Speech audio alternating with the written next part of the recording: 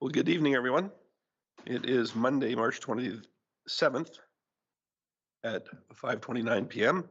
and I will call the regular meeting for City of Lacombe Council to order. Has everybody had an opportunity to review the agendas? Councillor Gullickson. Thank you, Mayor Creasy. I'd like to bring out the electronic check signing from the consent agenda, please. Thank you. Councillor Hibbs. Thank you, Mayor Creasy. I'd like to remove the CAO report from the consent agenda as well, please. Certainly. Any others? Councillor Hibbs. I would move that we accept the consent agenda then as amended. Thank you very much. And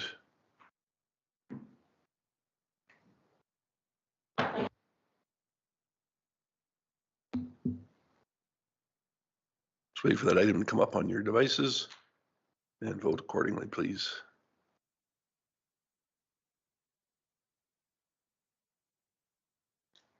Show up in here.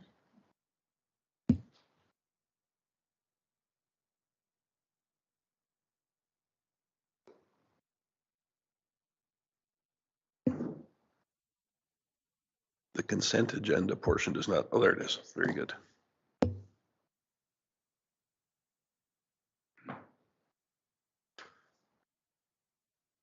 And once that comes through,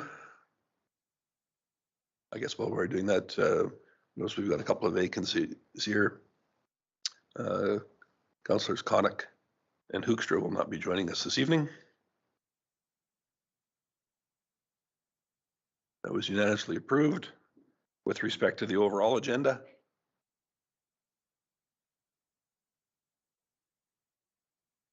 Councillor Gullickson. Thank you, Mayor Creasy. I'll move the agenda as presented. Okay. Well, with the changes, as amended, the additions as amended. Yes. Thank you very much. You didn't say where they're going to go, right? Yeah. Okay. Anyone else? Very good. You can vote as soon as it comes up here.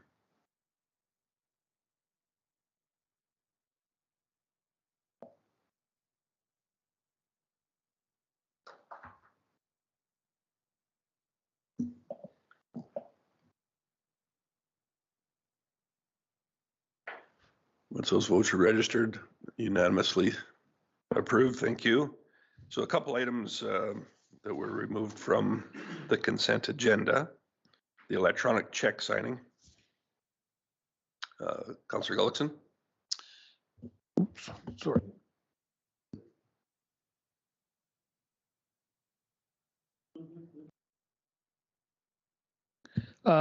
Yeah, I was just wondering exactly how that's going to work and whether the checks and balances would still be there regarding that. I appreciate you bringing that up, and I think I'm going to defer to administration. I don't know that all of the details have been worked out, but I think that we intend on working towards some sort of a system where we do approve those from the CAO's office and the mayor's office electronically, but I'll let them expand on that. CAO Gowdy. Yeah, so ultimately, the hope would be to have an electronic approval system. So we are cutting down on the amount of paper-based invoicing we're doing.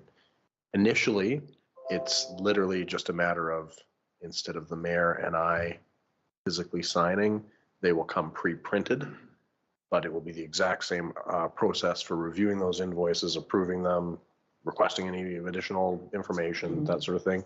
So it's the exact same process. It just is an electronically produced signature printed on it instead of someone physically signing it. We'll have to choose a couple of neat scribbles in for signatures. No, I think this is an important thing for everyone to understand, the public, that those checks and balances are in place, and there's about 7 different levels of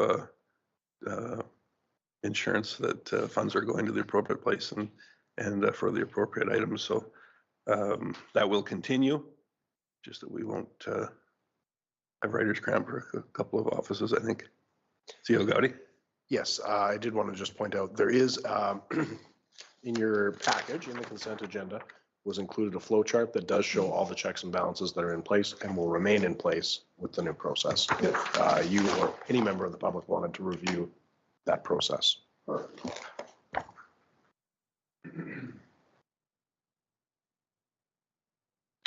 Any other questions or concerns with electronic check signings? Very good. Then the CAO report, Councillor Hibbs. Yes, thank you, Mayor Creasy. I have, I believe, three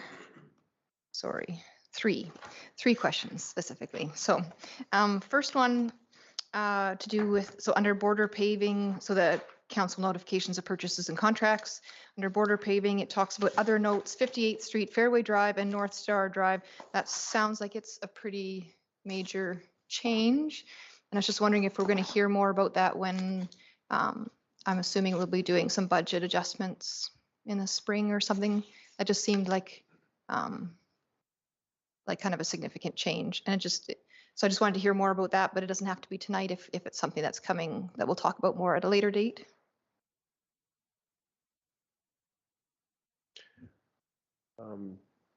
Either Director Thompson can provide something now, or we can return with something. I haven't actually connected with him directly on this item, but is that information you can provide now, or would you prefer to come back with a more fulsome update at a future meeting? CEO Gutty, we can certainly provide a dedicated item or an update on that specific change.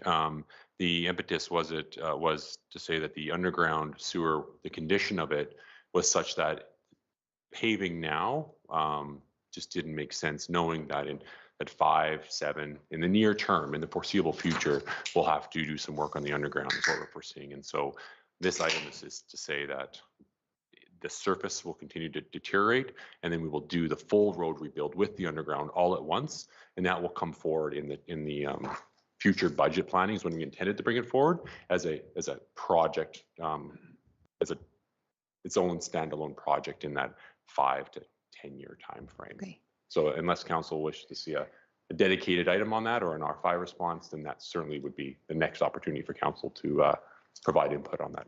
So when you say budget, you mean like budget 2024 or beyond kind of thing, or do you mean a spring amendment coming up soon? Beyond. Okay. This would be in the 10-year calendar. I guess I would like to hear more about that in detail. It doesn't have to be like excessive, but I do think, because I feel like I'm going to get questions on that, and I'd really like to know a little bit more about that than what's just here. Item number 2 is just to do with the public works building. It's kind of hard to tell from that update exactly what the update is, like kind of where we are in that project. I think people are interested, and it's just be nice if it was just a bit more obvious kind of what stage it's at. So we have completed our tender process or our request for proposal process. We had 6 submissions. We selected Ledcor Group as the preferred contractor. We will be working with them in the next few weeks to finalize our contract. They anticipate starting construction this summer and then taking a year and a half approximately to complete the site's development. Perfect. Thank you. I appreciate that. And last question actually is on the very last page of the report. I believe it is. Yes, it is. So it's to do with council expenses. I'm just wondering, now it seems like FCM is not reflected in that. And I'm wondering, like, is that on purpose, or is that something that just hasn't been updated, or just because everybody's annual budget's exactly the same, but of course we know that some people go to FCM and some don't. So I was just curious as to why it looks the way that it does. So for the 2023 budget, council chose to provide a uniform budget for all council members, and whether you choose to use that for FCM or AB Munis or other conferences or training as you see fit, that is your discretion entirely. So there is no specific line item for FCM. There's sufficient budget for any councillor who wishes to attend FCM. Okay.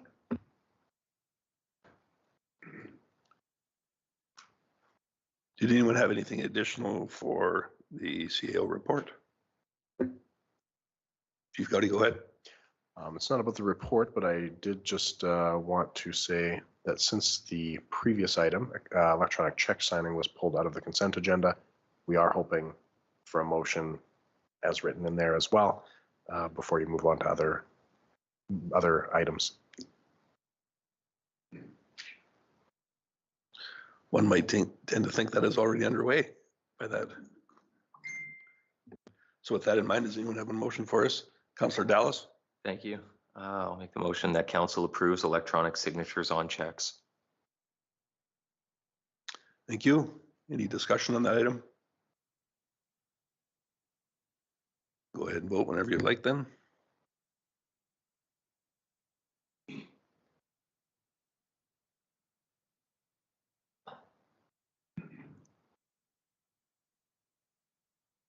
That item is unanimously approved. And then we also had the CAO report that was taken out, so we'll need a motion on that to have it included. Councillor Dallas? Thank you. Motion to accept the CAO report as information. Thank you. Anyone? Other comments? You can go ahead and vote as it comes up.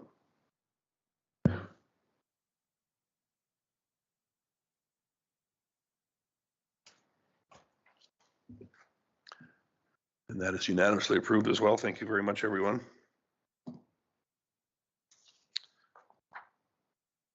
So we do have a couple of presentations this evening. First up, we've got representatives here from the Parkland Airshed Management Zone, acronym PAMS, and we've got Kevin Warren, who's the Executive Director. Up and I'm actually participating online. thank you very much. The floor is yours. Okay, there is a presentation. I'm hoping that you can load it from there. I'm on the browser version of Teams, so I don't know that I can share my screen here.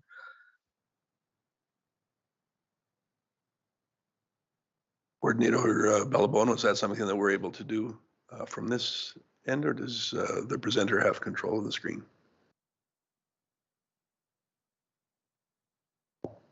We can, if you give us a few minutes, we can do it from our end. Very good. Okay, yeah, I'm sorry. I thought I was clear on that.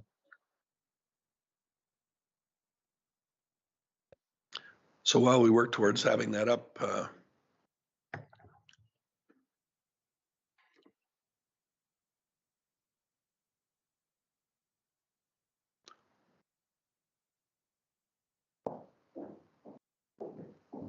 so Warren, is that the correct presentation that you're after there?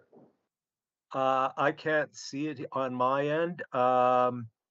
What I could do is I could look at it on my end and just say next if you can see it, and then you could advance your copy. Okay, Does that it's work? just, yeah, it's just the overall title and date right now. Okay, real good. So I'll just okay, well, let's do it that way then. So first off, thank you, Mayor Creasy and Council for affording PAMS the opportunity to provide you this update presentation tonight. So if we could go to the next slide, what is PAMS? So we're a nonprofit society based in central Alberta. Representation from industry, the government, and the public. And we were the third of 10 provincial airsheds formed using the guidelines of inclusivity, collaboration, and consensus decision-making. And we are open and transparent. All the data we collect, all the minutes of our meetings are all available on our website. Next slide, please. So what are airsheds? Airsheds are a key component of the strategy that Alberta has adopted to manage and monitor air quality using a regional place-based approach rather than having top-down decision-making.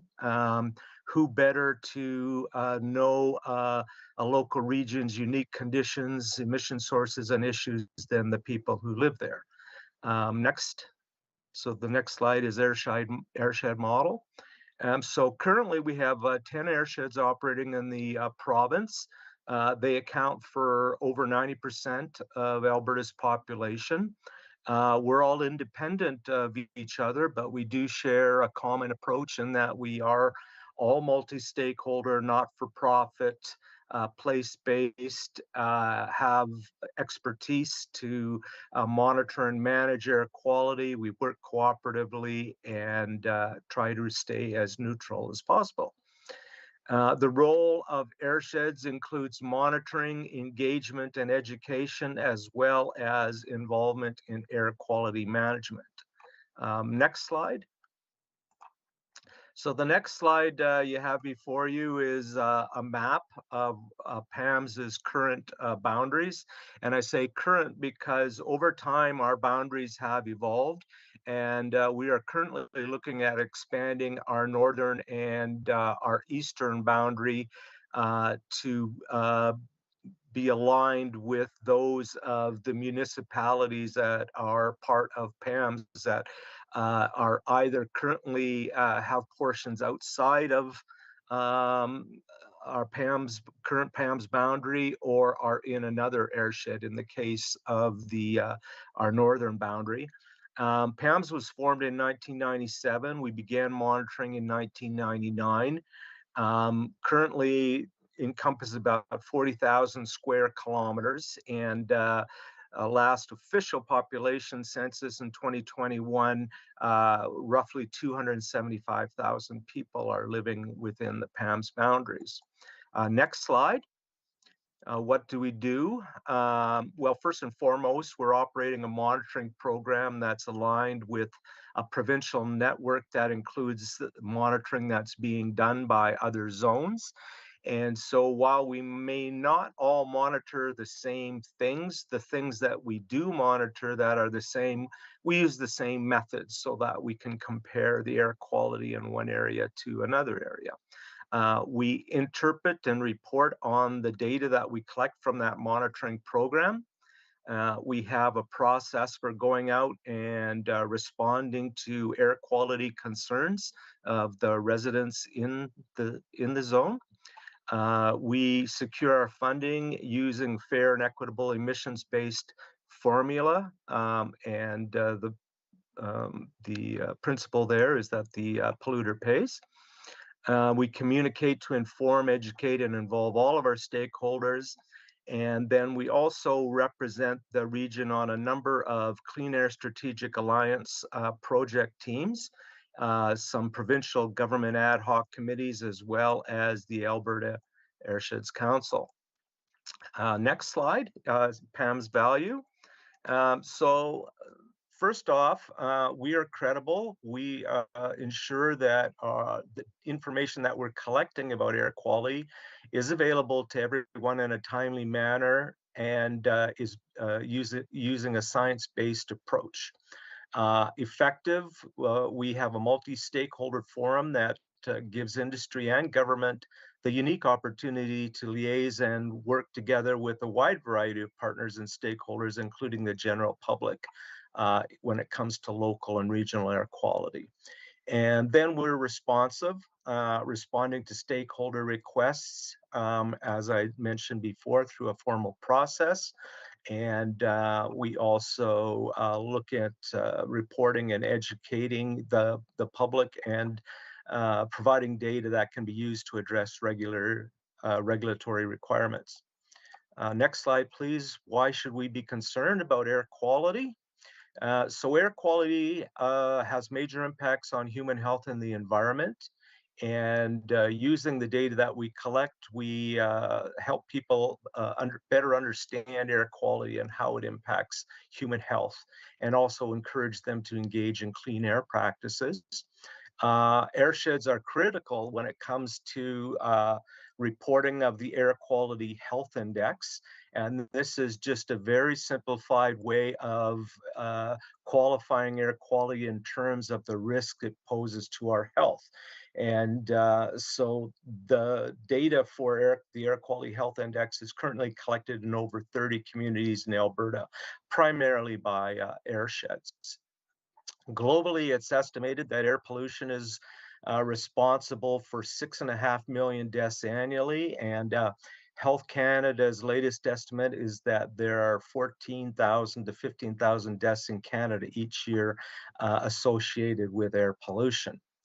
We know that from statistics that improved air quality does reduce heart attacks, hospital visits, reduces child asthma attacks, and prevents millions of lost school and work days in Canada alone.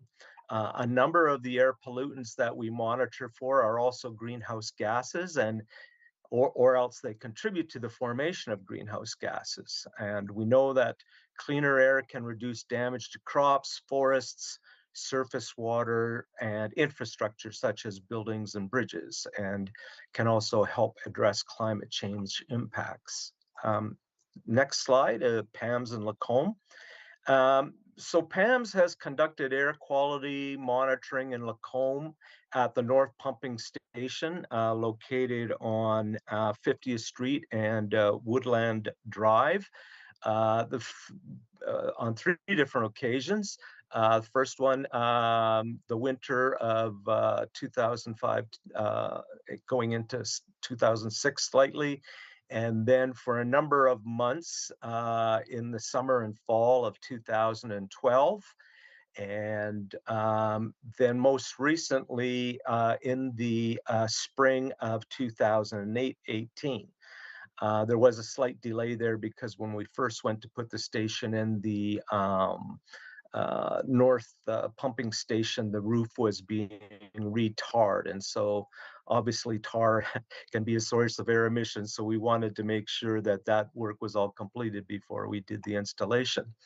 The city of Lacombe was a member of our organization from 2005 to 2011.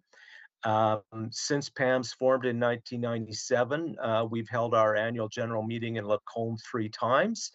And we've had our annual issues identification meeting. This is where I was referring to when I said we had a process for responding to air quality concerns. We've held that meeting in Lacombe once back in 2011.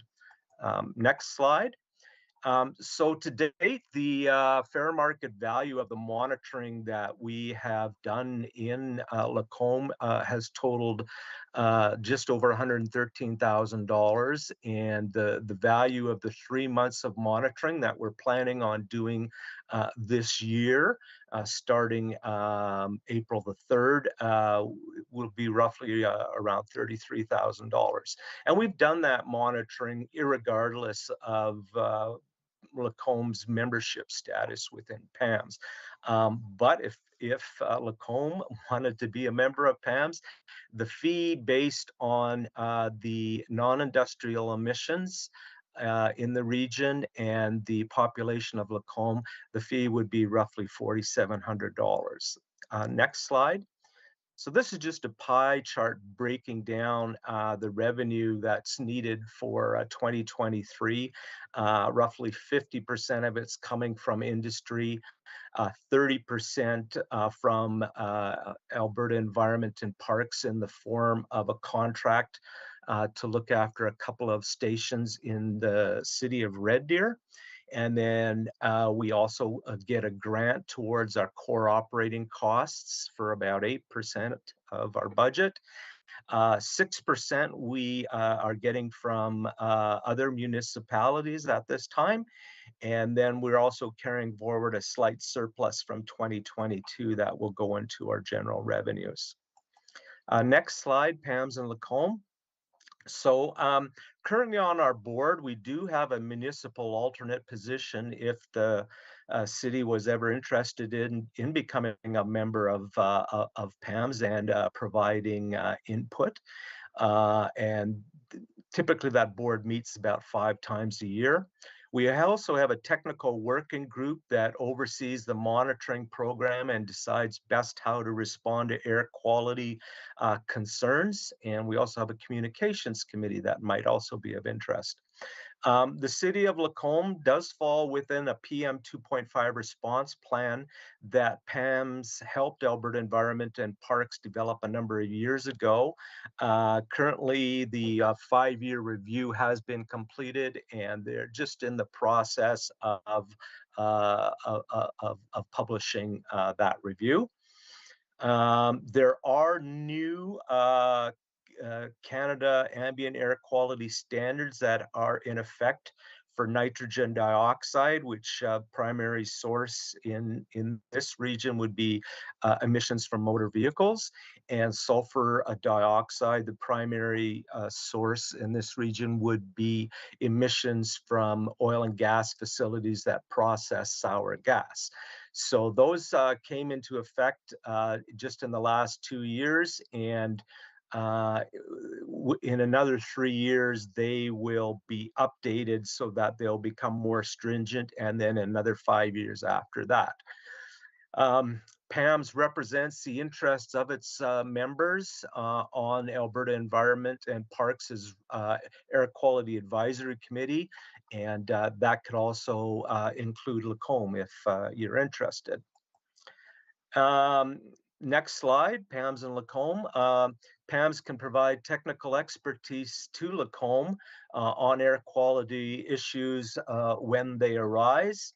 And it should be noted that air quality considerations are an essential component of sustainable development, and information about local and regional air quality from sources that are seen as credible in the eyes of the public is critical to sustainable development policies and programs. Some of the future initiatives that we're working on is, as I mentioned earlier, this eastern boundary expansion, and now actually the northern boundary as well.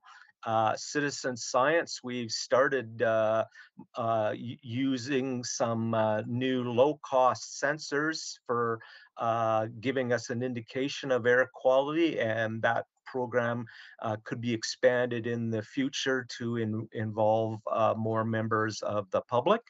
And then the Rover 3 monitoring project, this is a project that monitors emissions alongside major highways in the province. And there is some talk about expanding that program in the future into secondary highways. So that's also something that could could come into play for the Lacombe area. So now I'm going to go to the next slide and just talk a little bit about the monitoring program. Our program consists of 2 major components. One is continuous monitoring, which is a number of instruments, such as you see in the picture, located in a portable temperature-controlled air monitoring stations. Very, very sensitive instrumentation. The instrumentation is also fairly expensive. One of these stations these days comes in at about $325,000. But the advantage of these stations is that they can give us air quality data down to the nearest minute. And from that, we can build much larger databases so we can compare air quality against applicable air quality standards. Next slide. This is a photo of a passive monitoring. So this is a more low-tech approach and a much less expensive approach as well. But what it does is it provides indications of air quality based on monthly averages. So we put out these little samples that you can see in the bottom of the sampler.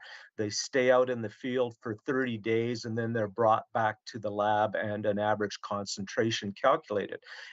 These are quite useful because they're deployed over a much wider area than if you just have one location for a fixed location for an air monitoring, continuous air monitoring station. And they don't require any power to operate. Really the only thing that limits them is your ability to access them. Next slide. Our air quality monitoring program consists of 4 of those continuous stations monitoring a wide range of pollutants, both natural and man-made. 3 of them are permanent, 2 located in Red Deer, 1 at the Lancaster subdivision, and 1 down in the valley in the Riverside Industrial Park. And then we also have a rural site southeast of Caroline. And then our 4th continuous station is our Dr. Martha Costick Portable. And this is a station that we use to do monitoring around addressing regional air quality concerns and filling geographic data gaps. And this is the station that will be coming to Lacombe at the beginning of April. And then the passive monitoring stations, that second photo that I showed you, there's 28 locations for that.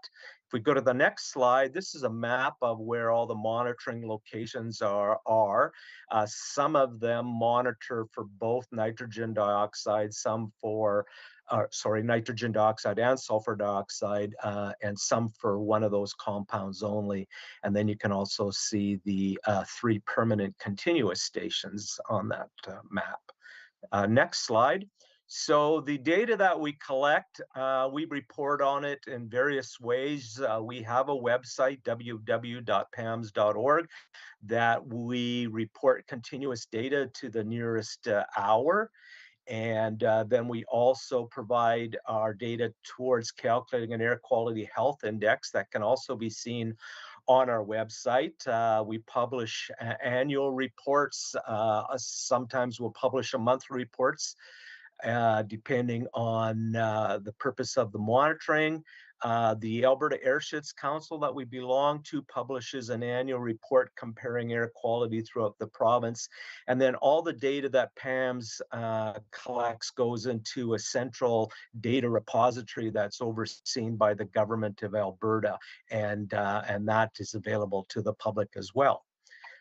So next, I'm going to show you just some slides talking a little bit about some of the air quality that's been done in Lacombe in the past. So you should be looking at a slide with a funny-looking gentleman in front of a blackboard. And then if we'll jump to the next slide, it's an overhead shot of the city of Lacombe with the air quality monitoring site located at the North pumping station, clearly indicated towards the center of the slide. If we go to the next slide, what we're looking at here is concentrations of fine particulate, and this is a compound we're concerned about because fine particulate is particulate matter small enough to get into your lungs. And the biggest impact that we get in this part of Alberta is when we have forest fires or cold weather and inversions. And what we're looking at here is some data that was collected in the month of July 2012, where we did see smoke from forest fires. And not only did we exceed the hourly air quality guideline, but we also exceeded the daily air quality objective. The next slide that you'll see is looking at diurnal nitrogen dioxide concentrations. So what this is the average for each hour of the day for every day that we did monitoring in Lacombe in 2012. And as I said earlier, the primary source of nitrogen dioxide in this part of the province is nitrogen dioxide from motor vehicle emissions. And so you can see that the levels of nitrogen dioxide are closely tied with traffic patterns. And so see in the morning, you see a very sharp, well-defined peak associated with rush hour. And then as the winds pick up and the traffic kind of evens out a little bit more and through the middle of the day, the concentrations decrease and then rise again with the evening rush hour, which is kind of spread a little bit more over time because there's lots of activities that take place in the evening, such as soccer games, etc., shopping. Next slide is just Windroses comparing the data that was collected on the 3 that we did monitoring at so far. And what this demonstrates to us is that the current location that we have for monitoring air quality is well suited in that it does see wind conditions from a wide range of directions. And so in conclusion, the final slide here. So to date, all monitored parameters, with the exception of fine particulate matter, have fallen within ambient air quality objectives. And as I indicated, the primary reason for the exceedances of the air quality objective was particulate matter associated with forest fire smoke. The air quality in Lacombe is very good and consistent with its size in relation to the air quality in other Alberta towns and cities. So the air quality in Edmonton and Calgary and Red Deer is not as good as it is in Lacombe, but the air quality in Red Deer is better than the air quality in Calgary and Edmonton. And all this is to do primarily to population and the number of industries and businesses. The monitored wind parameters, as I just stated, suggest that this is a good location for monitoring air quality in Lacombe. And as I've indicated a number of times, we're going to start this year's monitoring campaign next week, in fact. So April the 3rd, April the 4th. And that concludes my presentation. So if you have any questions, I'd be glad to entertain them.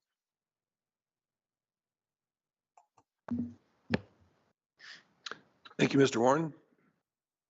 Appreciate the update. Also have any questions for the Executive Director? Thanks again. We appreciate your time. Thank you very much. Have a good meeting.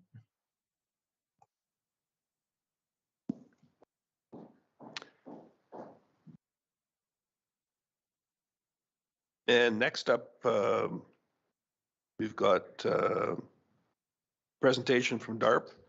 The chair of the DARP committee, Joe Whitbread, is here with some helpers, it looks like, too. I'll let you get up and get situated there, Joe. And I'll let you introduce your team as you see fit. And if I could just have you use the microphone for the benefit of those in the gallery and at home as well. Absolutely, thank you. Just for housekeeping, will we see the presentation? Yes, we will. There it is. Thank you. Sitting with me is Melissa London. Of course, you probably know her. She's my co-chair on the DARP committee, which is the Downtown Area Revitalization Plan. Behind me, I am so grateful that a large percentage of our committee is here today as well. We meet often and in the dark over long winter months. But it's great to see you in the daylight, and I'm glad you're here to support our presentation. The goal here is to be as brief as we can while respecting some pragmatic and important decisions that we've been able to make, while also presenting to you some of the incredible accomplishments we've had, a look ahead to some of the projects we're working on, we're hoping to get some answers from or for that continue, and then a priority concept development that we certainly know there'll be some questions about, and welcome your input as always. So that's the goal of our presentation here today. Melissa and I will both be speaking a little bit here and there, but at the same time, we'll go through much of our recap and our achievements for you as briefly as we can. Certainly welcome questions at the end, if that's okay. Good to go? Awesome. So the first thing we want to share with you is some of the accomplishments or achievements. No doubt you've seen them. So we can go to the next slide. We are very proud of the brand that has been established visually, obviously, which we'll get to, past the wayfinding, the heart of Lacombe, or the B in the letter, which exists, and in a moment we'll talk about. You may or may not have seen banners, directional signage. Of course, this heart of Lacombe branding has been something that we're seeing online, which is also one of the goals. We believe that it has already done a great service to revitalization, certainly in the colors that were chosen and other things. We also see a large word of mouth that has begun on this, both in person and online, which was also one of our goals. And it extends the visual impact of the landmark sign, which of course is now outside the LMC. There are still some programs to be rolled out when it comes to this component of our prerogative, and we're excited for those, but I won't get into them at this meeting. The courtyard regrading was done prior to the whiteness of winter. We will see very soon and hoped we had that prepared for you here, but we were unable to get rid of the snow to see how that transpired. We believe that this courtyard regrading, when it was designed, when it was approved, and once it went through, we believe we're going to see much better results. This will alleviate much of the drainage concerns for the rink. The gorgeous Christmas rink that was out there. There was some issues that you can probably recall. So this was taken on, and now we wait for the ice and the snow to melt, and we believe that this will mitigate some of those problems in the years ahead. As mentioned, the landmark sign is awesome. It's wonderful. It's something that makes us all very proud. We hope it does you as well, and we think it does. We've seen, just as a reminder, we've seen different color schematics for the social branding of key days, most recently on St. Patrick's Day, where it lit up green after we finally got some of the technical issues fixed. Obviously, this is a destination signage, a landmark sign. It's really starting, as was mentioned, into the branding elements of downtown. It acts as a visual connector. It also acts as a downtown vibe. There seems to be, I at least have witnessed personally, some selfies, some photos, some Instagramming, some other social media elements. And it seems to be doing what we put out. So I believe this is a fantastic additive to our downtown and a great choice in the spot that it was in. Those are sort of the things that we've done, some of our achievements. Let's do a quick recap of what our priorities were the last time we met with you and through our meetings over the winter months. We had approached you about hopefully creating a crosswalk. The great news is through some very pragmatic and responsible meetings, we have found ways to make this more than one. Just to give you a quick recap, there was an idea to make one or more, we hadn't decided which one, but a key crosswalk in our downtown to link the branding. So taking away the typical crosswalk approach and envisioning it with more of a Lacombe approach in a safe but a local city way. And we've found ways through our meetings, through our consultations to do this on more than one. So we're really excited about that. This new approach only comes with a nominal extra cost and frankly, a much better value for what we want it to do.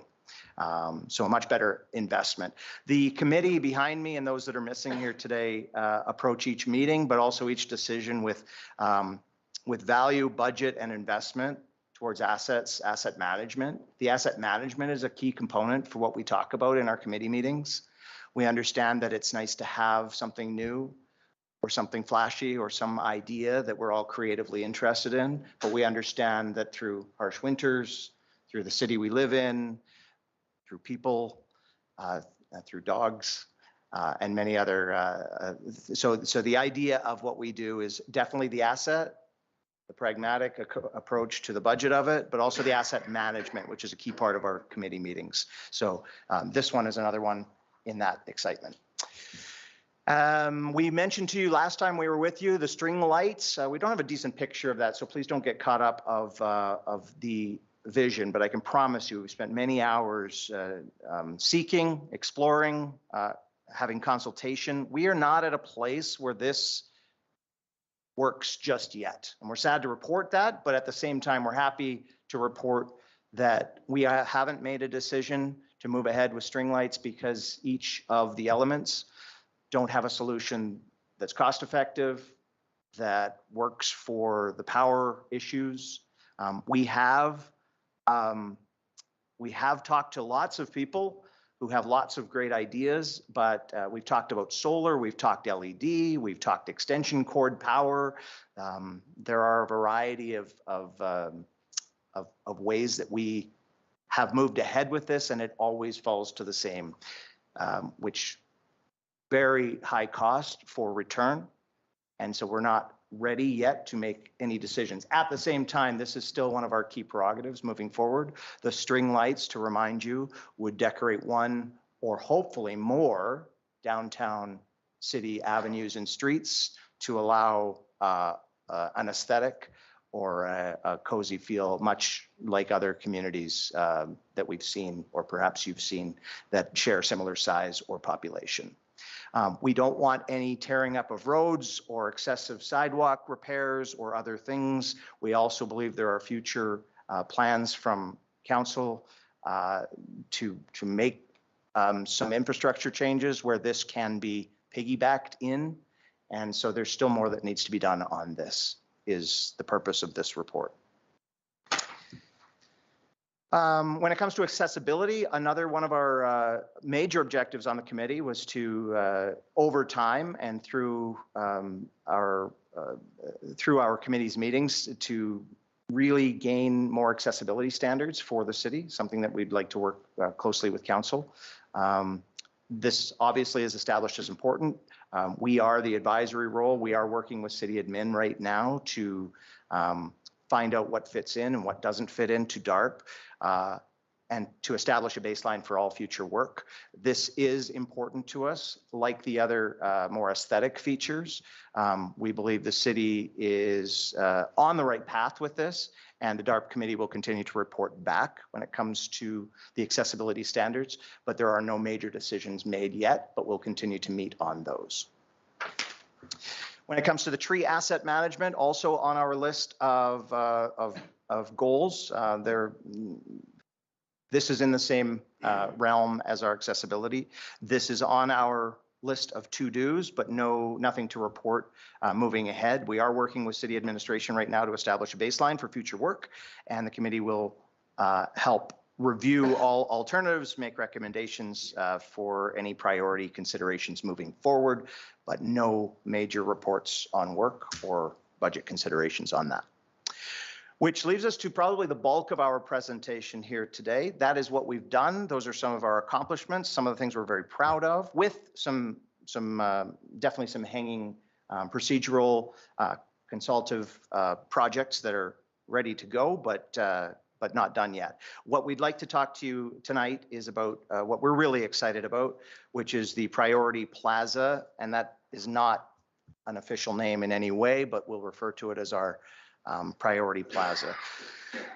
For those of you who can remember, this was identified as a top priority back in 2012. On the left-hand side, although you possibly can't read it, was the strategic priority identified way back then.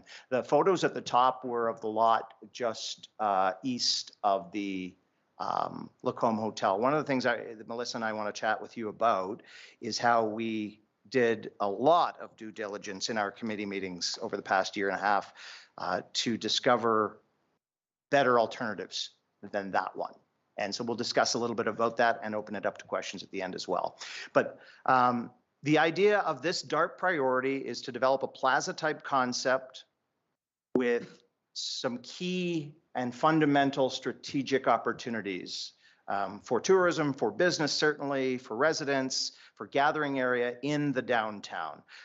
Obviously, this has to come with no disruption to business. This has to come with a prerogative of public connecting space, multi-seasonal, and a gathering space in our central core, which we certainly hope we're able to move ahead with some of the plans we're about to show you. Our committee has a goal each night, as was mentioned, to be responsible in our decisions, in our budgetary reasoning, and to the three key components of our community: residents, business owners, and landowners. Certainly, there are extending components of tourism and guests to our community as well, but we wanted to make sure that we took care of home while also engaging a public. On your screen now are the project rationales that were laid out in the last time that we met. Specifically, we wanted to build an inviting, beautiful exciting public space, which I'll get into shortly. And we definitely needed the outcomes to coincide with parking considerations, budgetary, obviously. While that initial photo that we showed you was near the highway, we wanted to keep it as far from that as possible for other reasons that we'll lay out. And we wanted to stay away from alleyways or the parking spaces. While there's plenty of that, that does create some concern for parking and for businesses. The goal, as mentioned, is an active space. Visual attraction needs to be versatile, has to be a passive recreational or event space, one that can be booked for events, which we can get into, but also one that can be used by a public on a day-to-day basis. On the screen, you'll see all of the spaces that we debated about, spoke about, considered, and through consultation, professional consultation, and the people on the committee, we ended up with a couple that hit our radar for a variety of reasons over and over and over. Site F in the bottom left-hand corner is the one that we're going to identify with you. It's 49C Avenue. You'll also see in a moment Site C, just in the middle of the screen. The initial concept I want to recognize is that blue square. When we first met with you, we had an idea of demolition, an existing space in our core downtown that would be used as a alleyway, a passive space to get from parking to the businesses, but also a space for a cafe style or a hangout area. That was the original goal that fizzled away. It is not achievable in any way, so that doesn't exist. So just to remind you, that's how we got to the pink squares. The blue square was a no, not going to happen. So the pink squares is where we went from there. And we certainly didn't want to look at any new land acquisition or demolition costs after the blue square fizzled away. We can accept questions on that after if you have any. So that leads us to Site C, which is in between Older Law and Moe's, an alleyway. We certainly went back and forth on this. There were opportunities. And again, please don't let the visuals, that's not the final concept. It's a very rudimentary version. It was considered a lively space. And then we kept getting back to Site F. Site F is 49C. Again, visual rendering is just simply an artist's rendering, so please don't put too much weight or gravity in anything you see on the screen today. However, at the same time, our excitement does come through in these visual renderings because these are all opportunities. So Site F, obviously much greater cost than Site C or any of the other pink squares you saw, but much more greater potential and keys in on the objectives of the DARP committee under the City of Lacombe. Let's talk specifically about Site F. That's the 49C high-level concept, again, not by name only. On the left-hand side, you'll see a rendering, which we can go into in detail. We wanted to stay specifically away from the parking lots. So while that did come up in discussion, obviously cost goes up the further you extend the boundaries or the areas that we're working with, but this is essentially what we're looking at. You will notice at the top in the forecourt in green, the bulb out, which certainly there will be some discussion about right outside the Flatiron building, something that keys in on not only the visual welcoming to this new area, but also massive safety concerns for traffic slowing down towards those crosswalks, which has been brought up in the past, I'm led to believe. Obviously, this meets a lot of what we want to do. Certainly more costs and certainly a major change, if not a legacy project for this council and for our committee. Something that has plenty to still be worked on, but something we're really excited to share with you.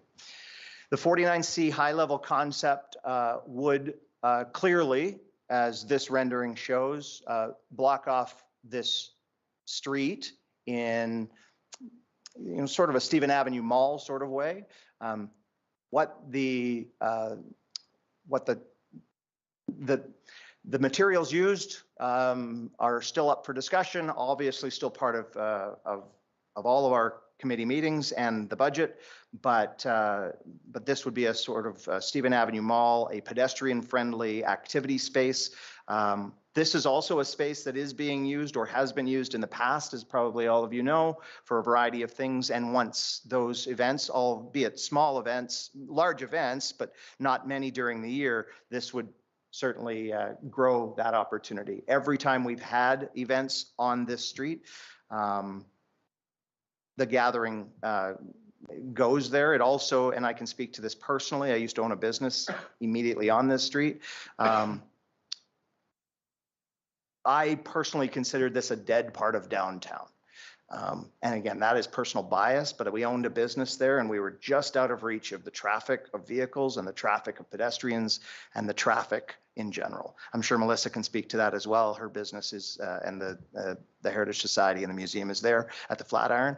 But this, we believe, will help with promotion and growth opportunity, a great gathering space, multi-seasonal. There are all kinds of opportunities, downtown Crokinole or some curling event, or maybe we get another celebrity concert to join us in Lacombe. Obviously, as you've seen, this is looking the other way. This is adjacent to the Flatiron. There's the bulb out as it might look in a rendering. This is looking southeast. We've already seen success here. The Santa Claus Parade, I know Melissa can speak to. We had a large TP and an Indigenous group use this space. It was well gathered. It was well received. So we do have some history there. Obviously, if this were available to be booked or welcomed by the city or entities unto the city, there could be trade show space, outdoor living space, and then simple pedestrian activity space. The bulb out, as was mentioned, generates both interests in slowing down, seeing what's happening. It's an eye attractor. And again, my personal bias, I was in that business. I believe this would help alone, potentially. Again, depending on the visual rendering and how exact that would be. But it would more importantly help in the safety component. So we're excited about that potential. Some of the advantages of this space: no lost parking. We are working towards a net zero here, and we believe we're there in the current rendering that you see. I just want to make note that on the other side, it was not drive-throughable, but on this side, there is parking in this rendering to begin with. So we were able to achieve net zero in parking for that. This does deliver on our original DARP action item. So hopefully, obviously there would need to be consultations with business owners in the area, but limited operational impact and a high visibility area for the city overall. Next one. This is a couple more advantages to pass your way. Obviously improves pedestrian safety in the area, which is mentioned. Much more walkable space.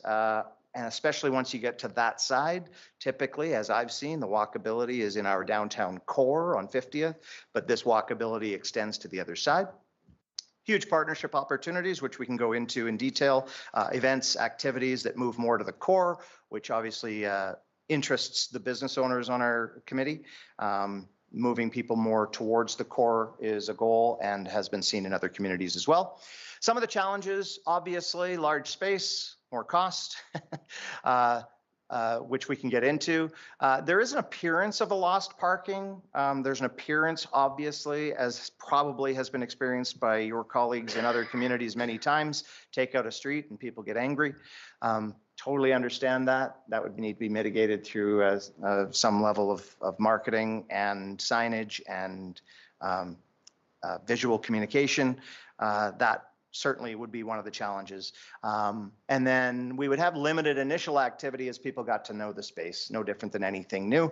That would again be something that would have to be turned over to city marketing or groups that use the space to book it up and to be used. At the same time, the design as we've done it is meant to also be a passive space, a space where you grab a coffee or food in the downtown and potentially eat there, take your kids there. There are also many opportunities, and we don't have time in this meeting to share with you the excitement level our group has on very simple and low-cost initiatives that would allow games or activities, maybe permanence, maybe checking things out from the Flatiron, which would engage a public into our museum and our history to check out elements or props, chess pieces, other things that might be able to be used in that space.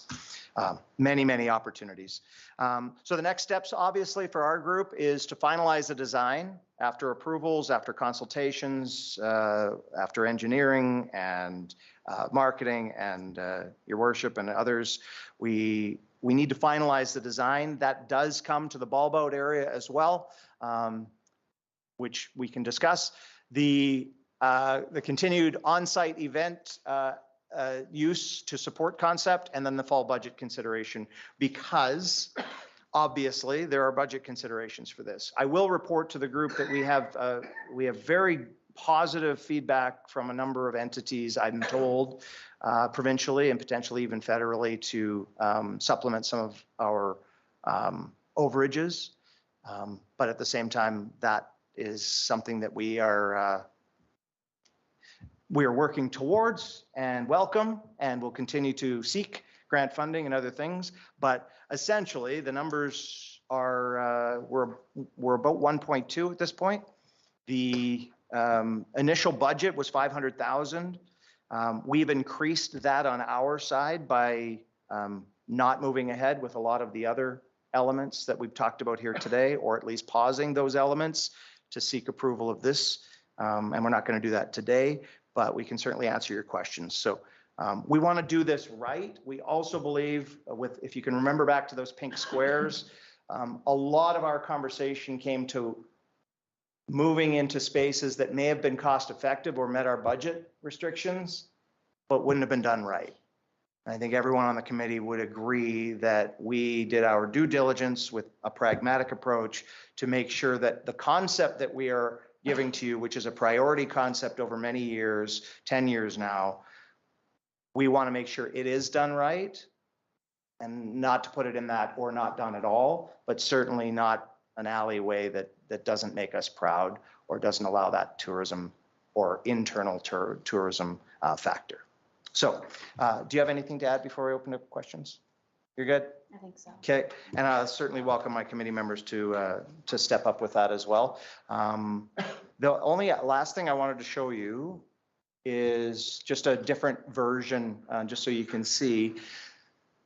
The concept that we showed you included the forecourt in green, and this is a curb extension model that through consultations has also again, this is beyond my scope of understanding with the safety elements, but there is that curb extension model, which would allow the forecourt not just to be around the Flatiron, which bends back, but limit the traffic all the way up and past that first sidewalk. So that would be a maximum length variant of our projection, should there be more monies in the bank. That concludes this part of the presentation. Clearly, there would likely be questions now or in the future. Before I open it up to you, I do want to thank you for your, Councillor Connick is not here tonight. He sits on our committee as well, and he attends almost all of the meetings, which I appreciate, and Guy as well. So we do have a very good communication with council, or at least through council, on this. And I just wanted to thank you for that. We aren't operating in the blind, or at least we don't feel like we are. We have good feedback along the way. We have some debate along the way. And as has been mentioned, we are a responsible committee I'm proud to work with. So we want to thank you for that. Thank you. Thank you, Joe. We appreciate the information. I, for one, certainly appreciate the pragmatic approach that you're kind of about with the lighting and issues and like that, and hopefully over time be able to come up with some good solutions for that. I don't see, oh, there is one other light on. Councillor Ross, go ahead. Thank you, Mayor Creasy. First and foremost, I love organizations like this that apply their heart and pride and passion into an area of their interest and contribute to our community. And I think that's a huge asset that we're very, very lucky to have. But I do have one concern, the courtyard regrading, and administration might want to ask a question to administrations. I thought this was a discussion in our budget discussions last fall, that it was a responsibility of a rec and culture to budget. And with all due respect, if it was done by DARP, I'm kind of disappointed if it was, because I think that money, what I look at as DARP vision as of, just like designed by like our monument at LMC, or your vision of going forward, that's something not a gamble when you're passionate of your aesthetics of the vision of downtown, because to pay for courtyard regrading, sorry, but my opinion is ice is ice. It's going to kill grass. It doesn't matter what we're grading. I've said this from before. Sorry, the redneck farmer's coming out. You want to make an enemy with your neighbor, go snowmobiling on a new hayfield, have it go ice. It kills it, right? And I think this was a gamble with your dollars. That should have been the city's responsibility. It should have been out of city money. So I'm a little disappointed in that because I think that came to a budget for discussion last fall. And if I recall, we were given X amount of dollars, how much it was going to cost. And I just think if DARP did it, that's a gamble. And I always am a firm believer that it should have been, hey, let's just fix it permanently with our artificial turf because of the amount of wonderful usage of that area. So I'm kind of disappointed if that was spent in that area because it's a gamble as regrading. Chief Cowdy? So it was a gamble. I think that is something that we acknowledged, that we said, we looked at a couple other sort of like surefire solutions and they were, let's say, like 20 times the cost. And so we said, well, let's gamble with this one. I think it was 20,000 for the regrading. Is that 25? Although I will say that we did bring it to council in the spring last year as part of the initial initiatives that we had sort of put forward at this time. And I don't think there was any pushback from council at that point, given the number that we had provided. So we moved forward. So ultimately, I would also tongue in cheek say, well, they don't have their own money. It's still city money, whether it's there or not.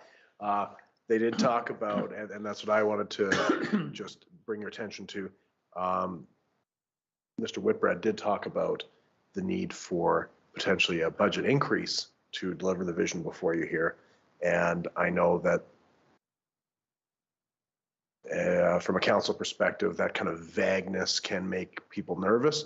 And so I think that was unintentional. I just want to point out that ultimately there is a gap right now between your approved funding, confirmed grant funding, and the project that you saw here before you of about $200,000. However, there are still grant opportunities being pursued, and I think there are ways that the city can easily afford what you've seen here if you see benefit in it.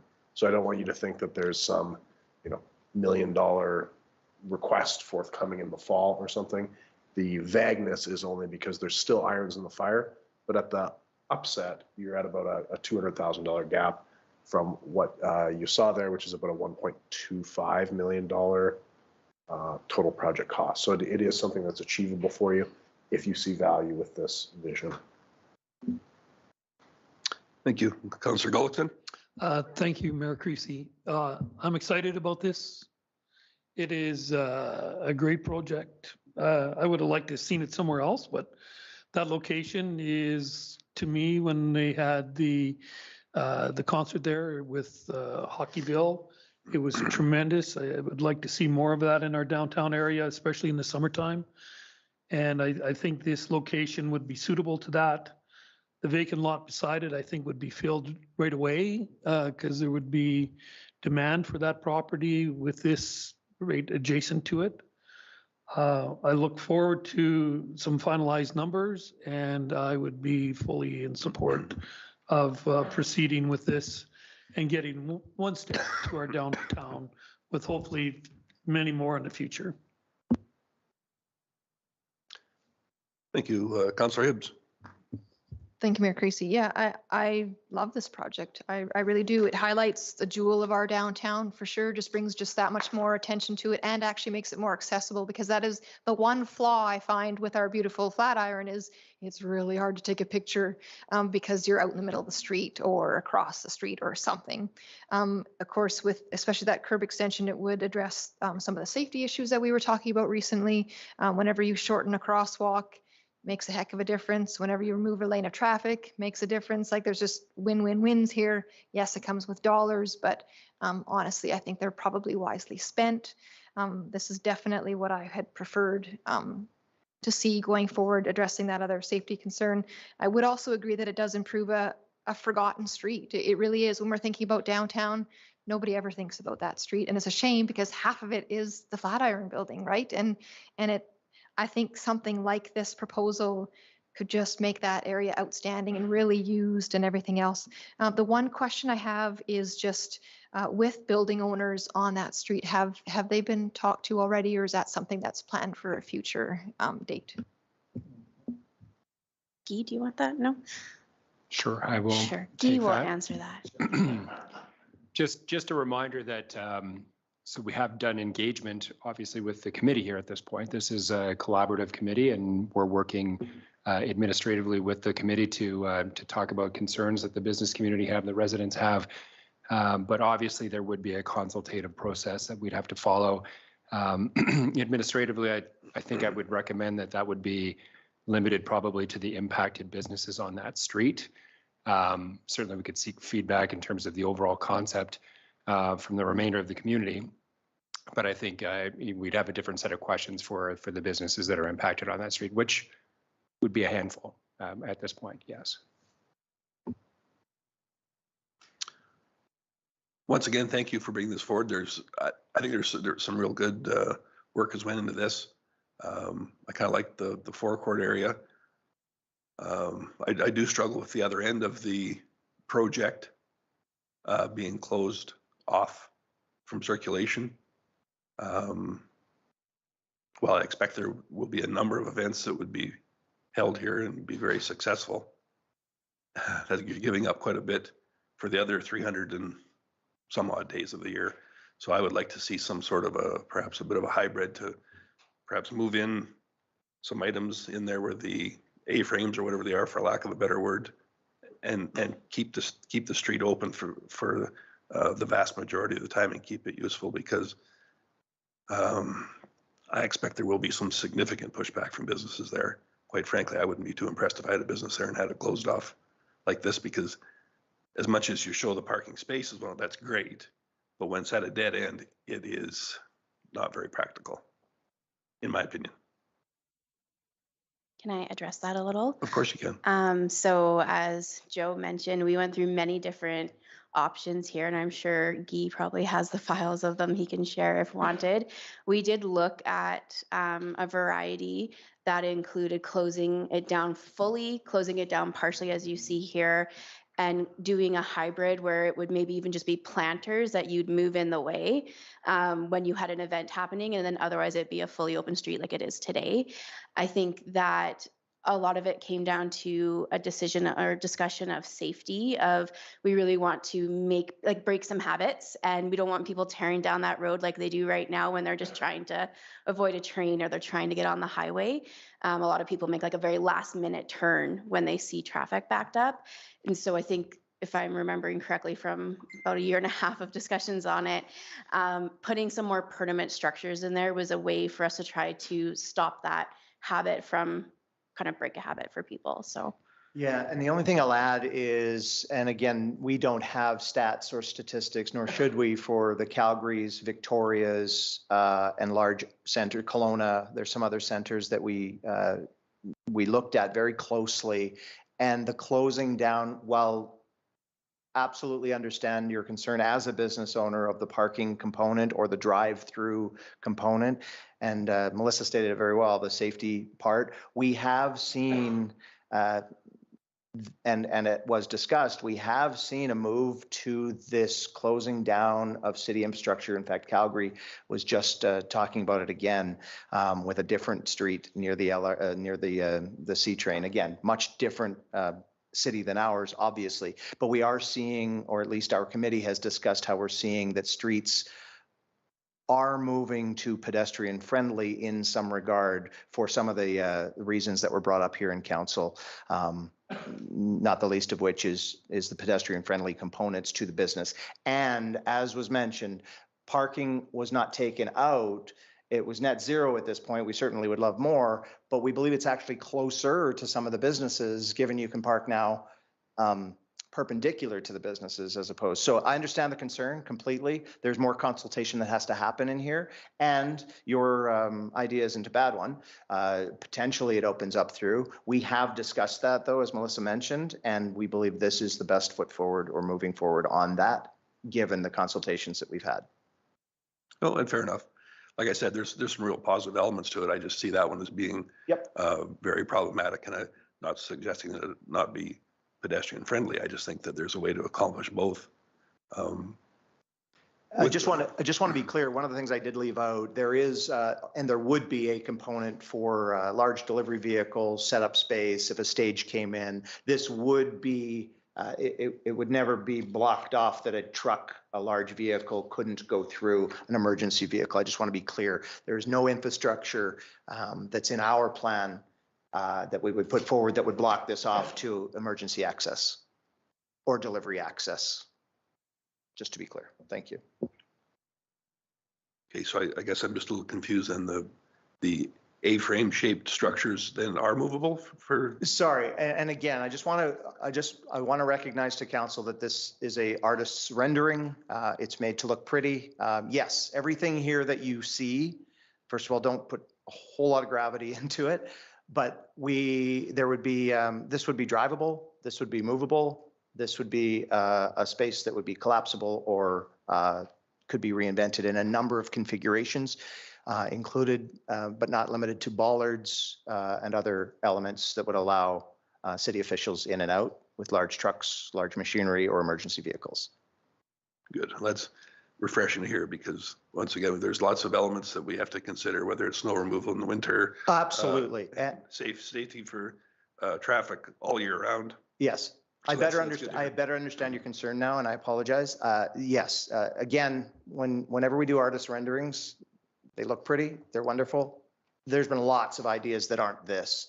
And once we get to a place where we have a budget and we have the ability to design it, then we would do that around that concern, so that this would be a through route where necessary, but we aren't, as a committee, sold on the fact that we want to make this a drivable space when it's not being used. Does that make sense?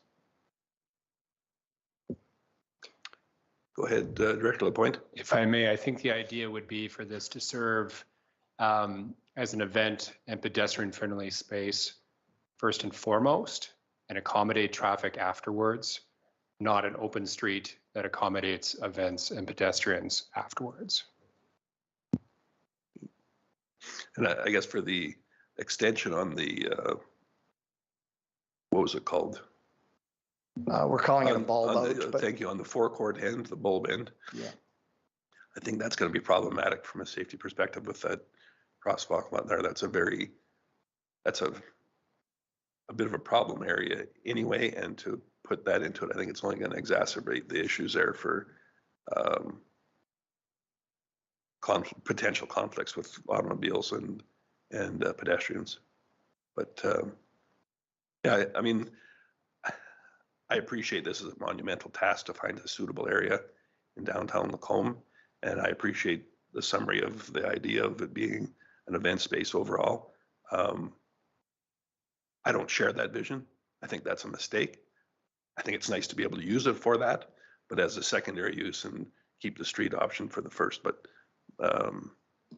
that's neither here nor there. That's just my thoughts on it. So hopefully we can come up with a way to utilize both and still have it be available for traffic and snow removal and all the rest of those necessary city functions too.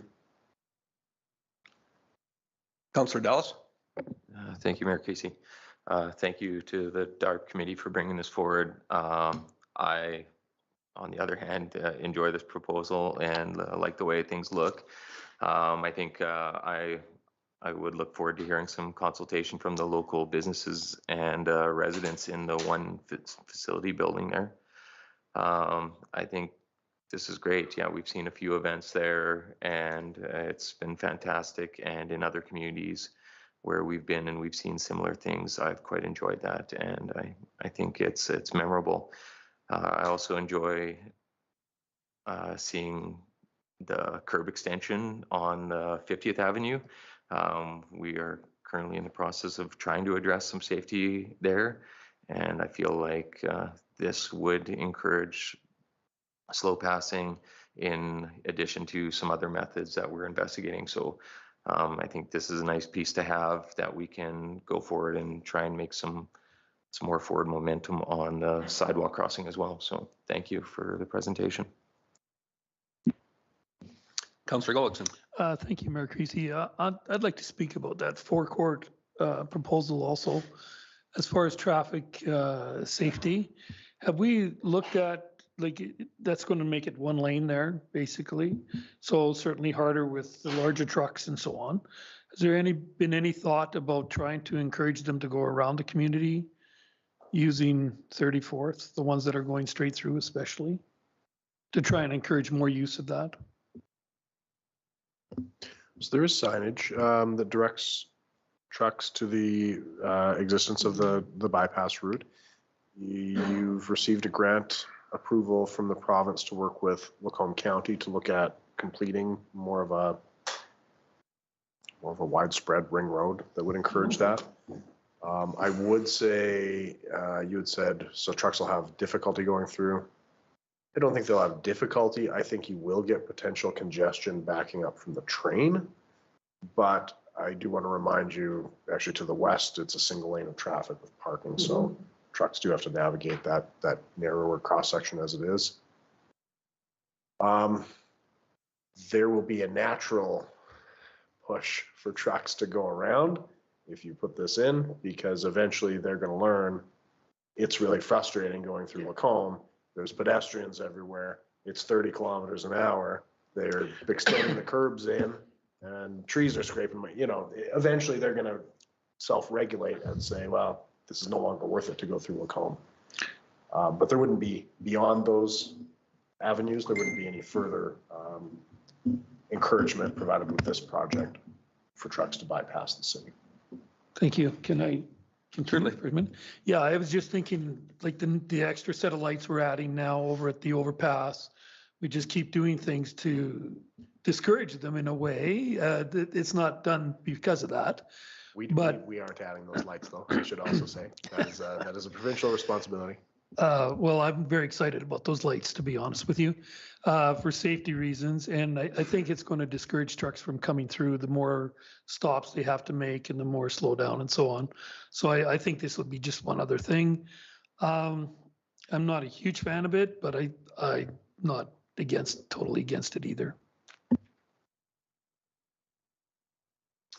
Councillor Ross. Thank you, Mayor Creasy. I do 100% support the lights because obviously at either one of those pedestrian crossings, it's obviously already 30 kilometers, and I respect that to slow speed, but it does identify that if there's a pedestrian even further, you got to be an advocate of safety. But having drive truck class 1 through town is another. I don't support the curb extension. It's going to take away flow. It's going to take because obviously your right lane is your through traffic, and it just takes away lane. And the volume of, I'm sure we've had a history of traffic studies of volume going through town, even going further north and all the way back around 2A. We still have a significant amount of truck traffic going through town. So I don't support that. So thank you.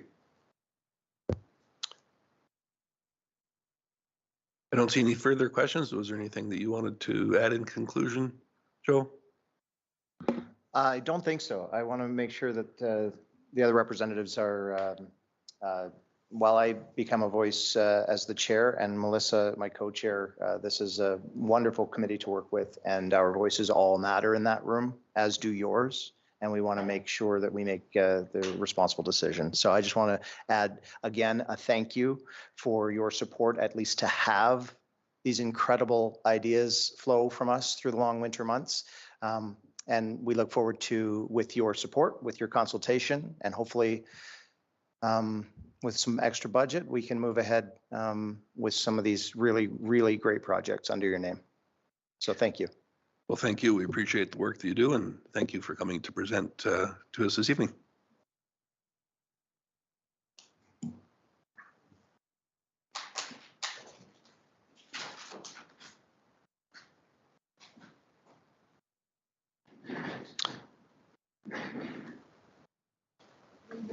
Senior Development Officer McLaughlin, excuse me, McLaughlin, if you'd care to come up and join us. Give you an opportunity to get prepared there, as the next item up is item 6.1, the 2021 census series for education and income for Lacombe. The floor is yours. Thank you, Mayor Creasy. I do have a presentation as well.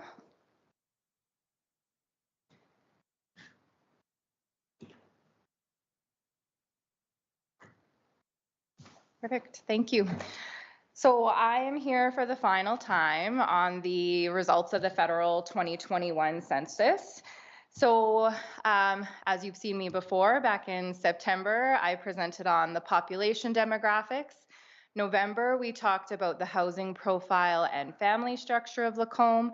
Just in February was immigration and diversity. And today I'm presenting to you the last set of information on the education, income, labor, and commuting for our city. So when it comes to the education of our residents, interestingly, Canada actually ranks as first in the G7 for the share of working aged people with a college or university credential. And so that's broken into two categories in the presentation. So 32.9% of Canadians have a bachelor degree or higher, with 24.6% having a college certificate or diploma or higher. And so that 24.6% with a college diploma is actually the highest above all other G7 countries for a percentage of people with a college diploma or similar credential. And so it's more than double the share of the United States at 10.8%. And so a highly educated workforce, along with a sustainable, skilled and unskilled labor workforce, are essential to maintaining our standard of living as a country, as well as a community. So in Lacombe, there's a variety of levels of education. So the chart on the screen before you shows the varying levels of education by percentage in Lacombe versus Alberta. And so the city of Lacombe differs from the province Alberta in certain education categories. So Lacombe is the darker of the two colors. We do have a higher percentage of residents who have achieved their apprenticeship or trade certificate, and more people with a high school diploma than those of Albertans. We do, however, have a lowered percentage of persons with bachelor's degree or higher. And so we attribute the lowered percentage of bachelor's degrees just to being a smaller community where the number of jobs requiring that level of credentials might not be as high as somewhere like Calgary or Edmonton in those larger centers where that education and the jobs going along with it are more readily available just due to their sheer size. So when I did check the numbers, I can confirm that Calgary and Edmonton did exceed the provincial level. So I think that assumption is fairly accurate. So when it comes to the income of Lacombe residents, and Alberta specifically, Alberta is the wealthiest province in Canada, with the median after-tax income of families reaching $99,000 in 2020. And so Lacombe compares to that at $92,000, which is a slight decrease from 2015, as you can see in that top table. So decreased by 544. When we look at the total after-tax income level of Lacombe residents, which is the second chart, approximately 74% of Lacombe residents do have an after median tax income below $60,000. And so we can see the varying levels of income of the number of people in Lacombe. And the most common earning of residents is between $20,000 to $29,999. There's a variety of income reported in the 2021 census based on economic families or the size of families. So we have a comparison here on the screen of Lacombe, Alberta, and Canada in the various types of economic households. And so we can see that the city of Lacombe and the province have a higher median after-tax income than the entire country in each of the household categories, except for one-parent families, where Lacombe is a little bit lower than Canadians. And Lacombe does sit lower than the province in all of the categories as shown here. So when it comes to income, we did also look into our low income part of the population. And so a tax filer is considered low income if their adjusted census family after tax income falls below 50% of the national median adjusted census family after tax income. And so there is a breakdown in that table which shows what the after tax income is. So one person is considered low income if they are earning less than 26,503, and then it shows the variety of the different number of people and what that low income looks like. So when we look at the data for Lacombe, we have 1,150 people, or 8.8% of the population, were considered low income in 2020 by Statistics Canada standards. And so this is below the provincial and national percentages of low income individuals. So on the pie chart there, Lacombe is shown again in the darker color, so 8.8%, whereas Alberta is 9.2% low income and all of Canada at 11.1%. We did see a slight increase in 2020 for the low income numbers in all of those age categories that are presented. So in 2015, 7% of the population was low income. And then as noted in 2020, those reported numbers are 8.8%. In general, the increase in low income people is likely attributed, at least in part, to the lower oil prices and also the effects of the pandemic. So part of these numbers were taken at the beginning of the pandemic, so it does contribute to those factors. And I think the biggest thing that we can all probably note from the pandemic is in regards to the labor and commuting numbers that we saw in this census. And so, of course, the way that we commuted in 2021 was altered by the pandemic with the lockdowns that we experienced. And so in Canada, it led to 2.8 million fewer commuters than 5 years earlier when these numbers were reported. And so when we look at the charts here on the screen, on the left, we have the working from home numbers, and on the right, we have the commuting to work numbers. And so we can see the direct correlation between the two, whereas in 2015, which is the blue, we had a low number of people working from home and a higher number of people commuting. And then we have when we started to work from home through the pandemic, we can see that the amount of people commuting to work decreased significantly in Lacombe.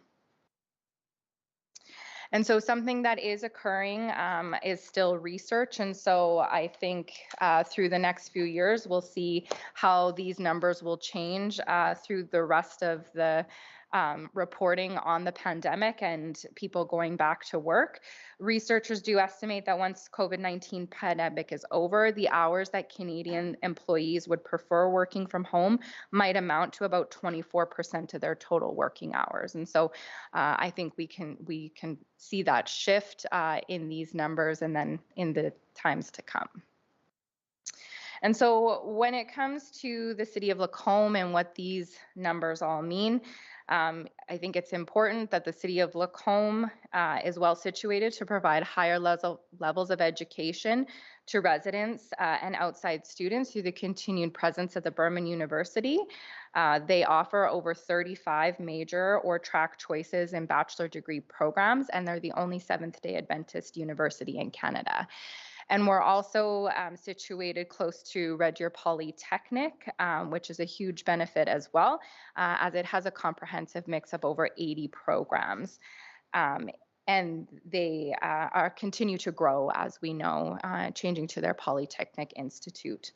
And so one of the important things I think that Lacombe has to keep their eye on is the low-income population. And so as we see those numbers change, whether they'll increase or decrease after the pandemic, it did increase only a small amount through 2015 to 2020. However, as we continue to amend and adopt policies, this population should always be kept in mind so that they have the same access to services as all of our other Lacombe residents.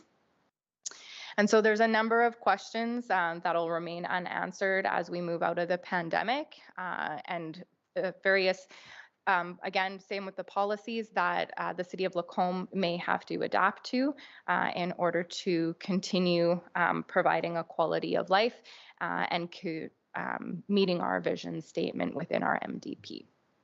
Thank you, and I welcome any questions.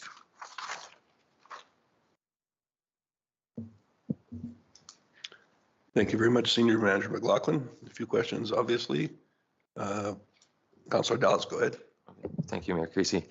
Thank you for this report. I think there's been a few takeaways that I see from this. One, the commuting levels actually are quite astounding to me. I guess it's interesting, 100% of my household commutes for day jobs, but I didn't realize it seems like that is 50% of our adult population that is traveling for work outside of the city itself. So that's an interesting statistic. And, I think it seems sometimes like there's been brainwashed by big automobile trying to make things easier for them to drive around. But at the same time, I think people can take an extra 30 seconds on their way to work. The next one that you put in this report, which is a great sentence, this population should be kept in mind to ensure they have the same access to services. So thank you. I think it's every chance we can remind people about low-income population is important, and to make sure that we're providing those services. And then the last one, will public transit commuting return to pre-pandemic levels? Again, I like that, and I think it's great, and we can keep in mind with our vision for public transit in the future about using it for commuting to and from work. So thank you for this report. Councillor Ross. Thank you, Mike Reese. I was just going to make the motion that council accept the City of Lacombe Education Income Report as information. Thank you for that. So for me, we just go back to the income levels of our residents. When I was trying to absorb some of these stats, I found it interesting and kind of expected that perhaps the income of families would reduce somewhat after the oil crash from $92,500 to in those 5 years up to 2020. But then when you judge that against the rest of the province, and they increased $11,500, $12,000, and even more so for the rest of the nation. That's quite interesting. Are there any magic bullets that we can point to that have caused this? Or I mean, it's substantial. We're talking $1,000 or $1,500 a month for the average household here. Mayor Creasy, so CAO Gowdy and I had this conversation today and tried to do our own research and assumptions on why this could be. I don't know if he wants to add anything, but we really couldn't come to any concrete conclusion on why Lacombe stayed fairly static compared to the increased percentages we saw for Alberta and Canada. So he can go ahead and let you know kind of what our thoughts were on it, but they were not concrete in any kind of evidence or research that we were able to find on that specific topic. Thank you. CAO Gowdy. So these are just postulations that we're coming up with, but we did say, well, what happened during those 5 years? Perhaps it's that Lacombe was at a spot where it was not an affordable place to live that would attract people to come here. And so we looked at it and said, well, there was significantly more affordable housing developed during that time. So apartment buildings, things like that. So that might have allowed some people to live in Lacombe that weren't able to afford it in the past. And the other thing we looked at was there was about a 25% increase in the number of seniors calling Lacombe home during that time. So you have at least 500 more people who likely are no longer participating in the same way as they used to in the economy, and that would drop their household income a little bit lower than in the past, but there'd be a corresponding decrease in their expenses likely. So their quality of life actually isn't negatively affected in that case. We also looked and said, well, the average age in Lacombe has gone up. So even a couple of years does make potentially quite a bit of difference because, of course, the average age of retirement in Canada is about 62. It's not 65, which you usually think, 65. And so that seeing the age creep up, you're seeing both an increase, like I said, of about 500 people who are over 65, but there would also be a number of additional people in that 60 to 65 range that are less likely to be fully participating in the economy.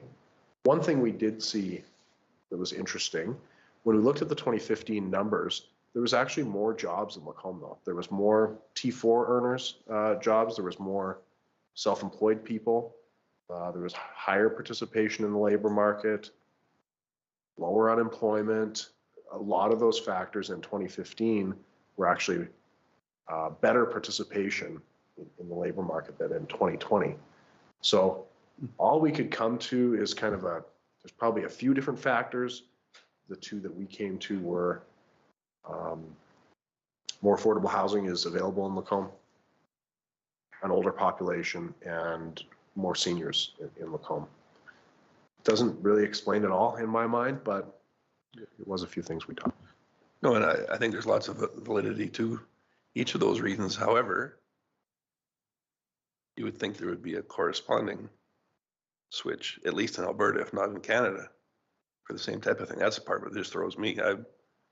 As far as it being around the same or less than 2015, I think just because of the energy sector alone, I think we could probably come up with that. But the difference between the rest of the province and the rest of the nation is just bizarre. It wasn't like any one of those factors affected Lacombe and no other community in the province or nation. I mean, anyway, always interesting. Councillor Gullickson? Thank you, Mayor Creasy. I'd like to encourage you to watch that low income population also, as Councillor Dallas pointed out. I think it's a real important part of our community, and we need to get more affordable housing, and hopefully we can work with our provincial counterparts to get some funding to assist us with that, because I do believe there's a need for that in our community, and some of it we're not seeing because ours are not as visible as in other areas.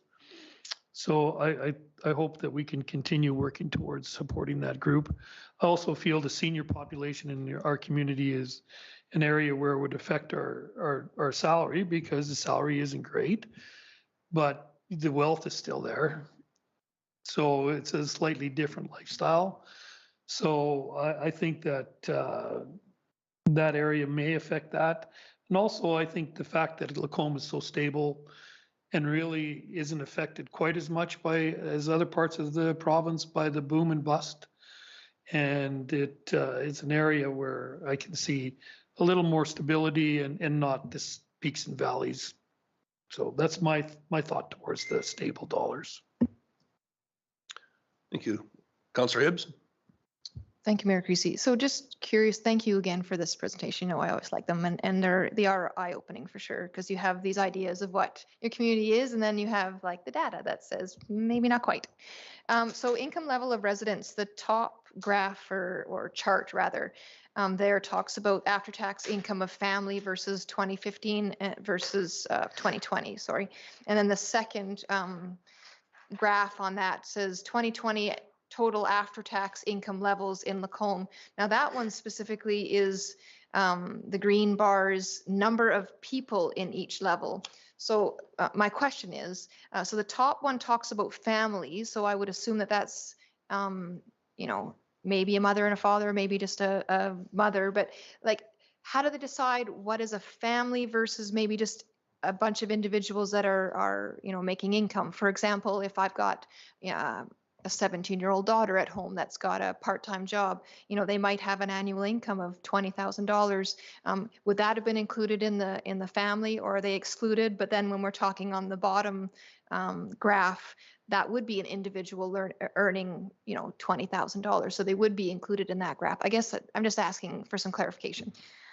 Sure, Councillor Hibbs. So you are right. So the top comparison data in the actual table itself I forgot to include the word economic in there. So it's the income of economic families. And so an economic family is 2 or more people who are living in the same household, who are related by blood, marriage, common law, all those varieties. So that could contribute to the economic. The way that I read the data is if it was an economic family and it was my family members, husband, wife, maybe a mother who also works or an aunt who also works, those bigger type of families, that they would all contribute towards that total of that 92,000.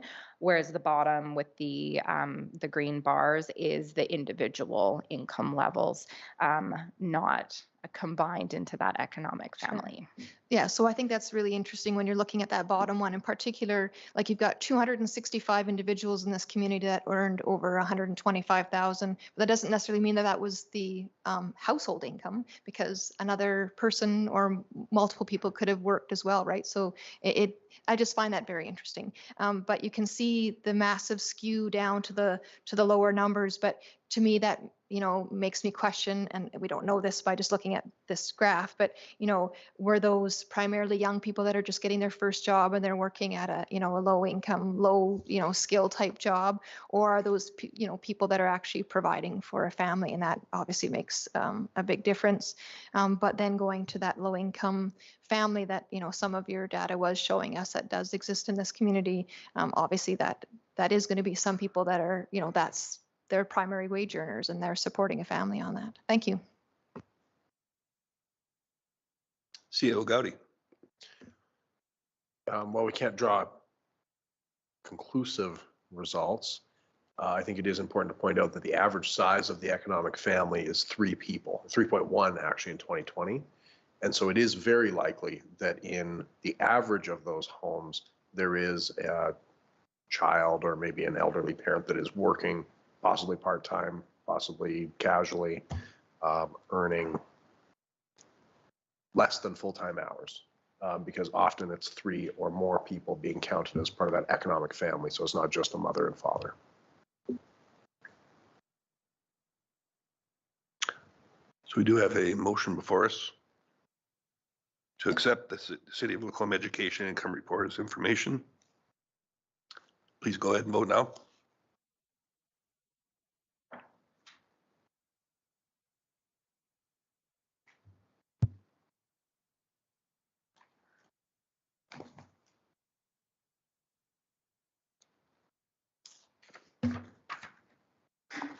And that is unanimous. Thank you. They survive these allergies. Holy smokes. Annoying. Director Lapointe, item 6.2, the annual engagement plan. The floor is yours. Good evening, Mayor Creasy and Council. This evening, administration is presenting the annual public engagement plan for Council's review and approval. In the past, we've presented a plan that is focused primarily on the consultation portion of the IAP2 spectrum. However, since the IAP2 spectrum was added to the request for decision template last year, administration felt it would be good practice to provide a more comprehensive review to reflect the full scope of the city's engagement activities. As you may recall, the city utilizes the informed level of public participation to communicate the results of council decisions or to provide updates on the city's ongoing work. So these take a variety of shapes and forms and include the year in review, council highlights, media releases, and city pages, just to name a few.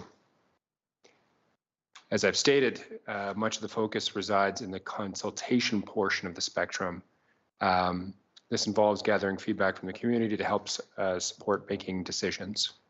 This year, council, the city will consult with, through participation at 3 Coffee with Council sessions, a commitment to attend at least 1 farmers market monthly, and online public surveys.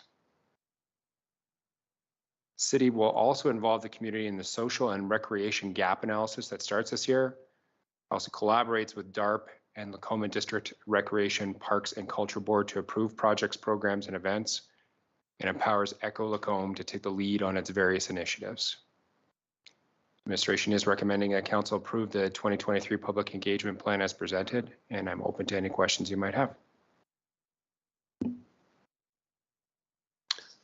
Thank you very much, Director Lapointe. I appreciate the outline that you did for the consultation portion. And I think that because we're in a public forum, it's a good thing to bring forward publicly that these types of events are not, they're not inexpensive, both in administration time, council time, and expense involved. And my observation for the past some time is that participation has been painfully light. A person can take that a couple of different ways.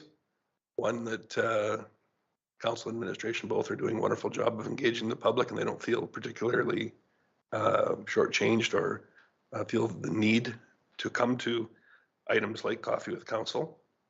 Or I suppose you could be pessimistic and say that they've given up all hope. I don't think that the latter is the case, but I'm just wondering,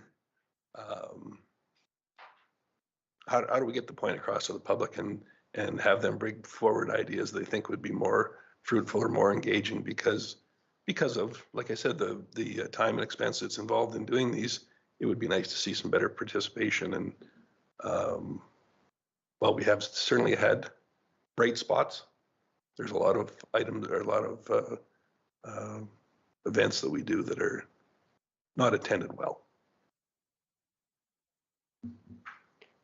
Mayor Creasy, I think the point is a good one. On our side of things, I think what we have committed to is reviewing other communities and what they're doing. Although I will say an initial scan sort of indicates that we're probably trendsetters. I would say that in lots of communities, they're doing what's legally required or legislatively required. We tend to be a little bit more outgoing with our consultation at this point.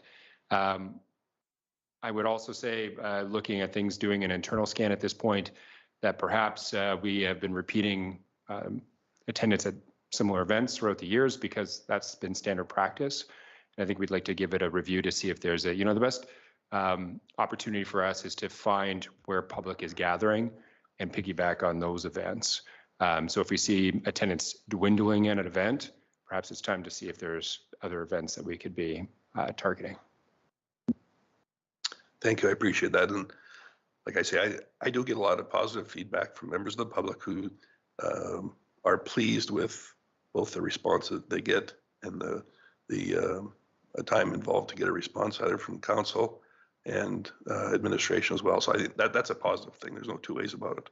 And I have no reason to expect that will not continue. However, I think some flexibility in adjusting some of these events. I don't want to pick on the Coffee with Council, but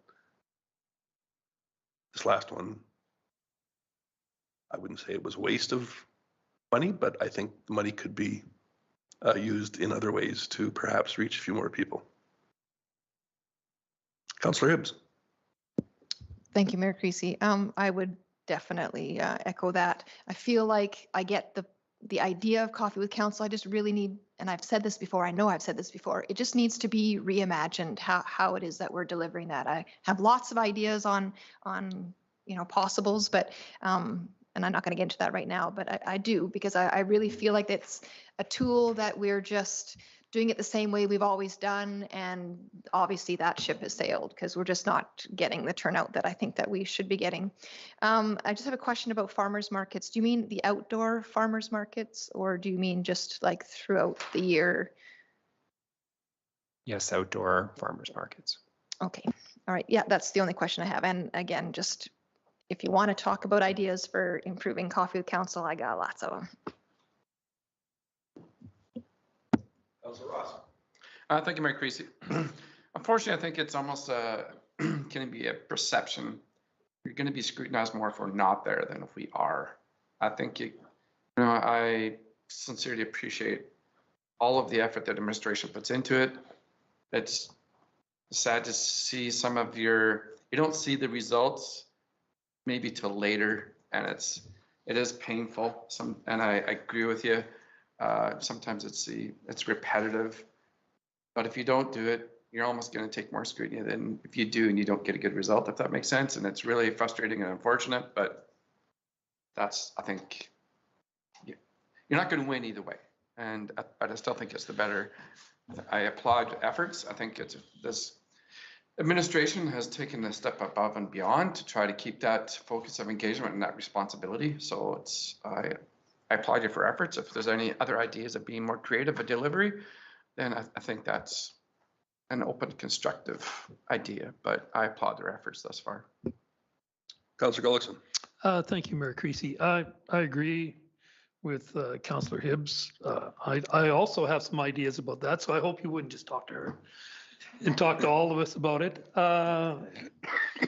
The Coffee with Council, I think the one at the trade show is well received, and we get lots of people in there talking to us that never get a chance to. They wander through and have a cookie, stop to see the police, and it's a great venue for us. The other ones certainly have been poorly attended, but the people I have talked to have appreciated us being there. So it would be a shame to lose them, but look different location, possibly indoor farmers market or markets of some kind maybe is where we should be, where there's more people. The farmers markets, I love going to those, as everybody knows around here. That's one of the areas I like the most. And talking to people, especially from out of town, I think we get a lot of value from that. And is there any, do you know if there's any, this is maybe a little outside of this, but is there any talk of the market moving downtown this year for this summer? I have not received an inquiry from the farmers market to move downtown at this point.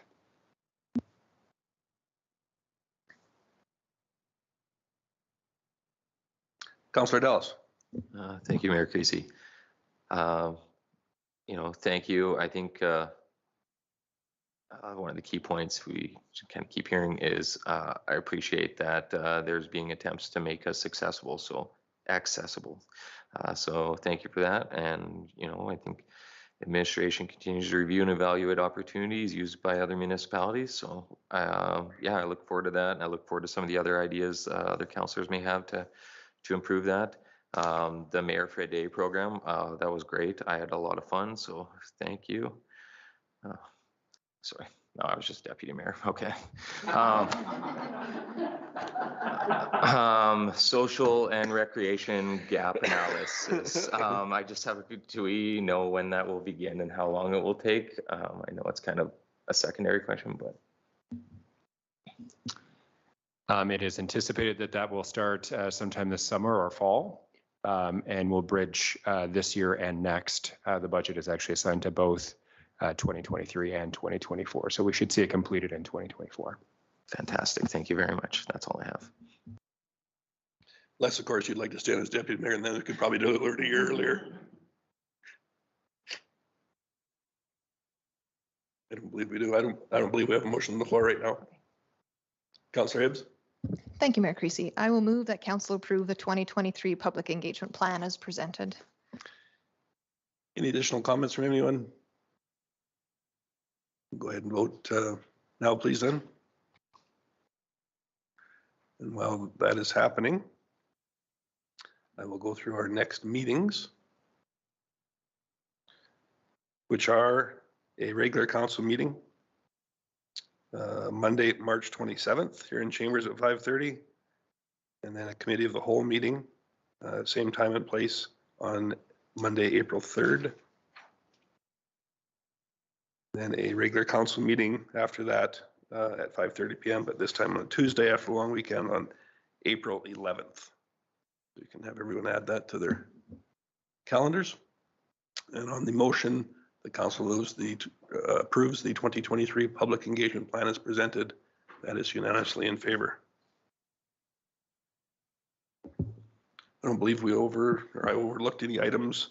The only one left is an in-camera item. Coordinator Balabono. Thank you, Mayor Creasy. I just wanted to make a correction on the next meetings. It was actually supposed to be Monday, April 24th, I believe, is after April 11th. Today is March 27th. So I apologize for that oversight. That's today's meeting. Is there one that's supposed to be in place of that, or just the other two?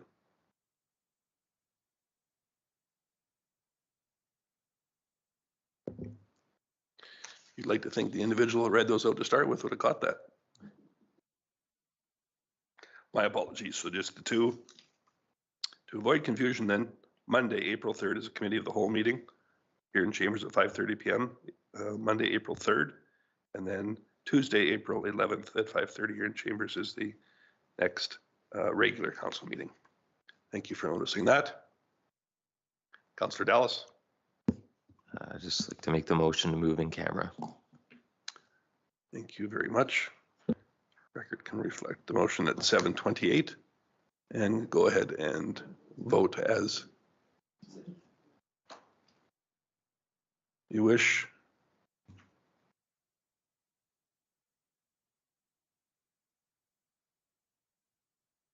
All the votes are in.